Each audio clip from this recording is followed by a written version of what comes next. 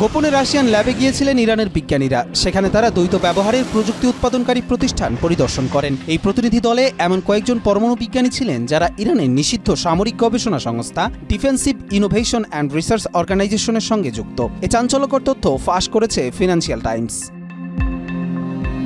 প্রতিবেদন অনুযায়ী ৪৩ বছর বয়সী ইরানি পারমাণবিক পদার্থবিদ আলী কালভান্ত কূটনৈতিক পাসপোর্টে এই সফরে নেতৃত্ব দেন। তিনি তখন একটি বেসরকারি পরামর্শদাতা সংস্থার প্রতিনিধি হিসেবে পরিচয় দিয়েছিলেন। তবে পশ্চিমা কর্মকর্তারা এখন নিশ্চিত করেছেন যে প্রতিনিধি দলে একজন সামরিক কাউন্টার ইন্টেলিজেন্স অফিসার এবং এসপিএনডি এর সদস্যরা ছিলেন। যুক্তরাষ্ট্র ২০০৪ সাল থেকে এসপিএনডির উপর নিষেধাজ্ঞা জারি করে রেখেছে, কারণ এটি ইরানের পারমাণবিক অস্ত্র কর্মসূচির সরাসরি উত্তরসূরি সংস্থা হিসেবে পরিচিত।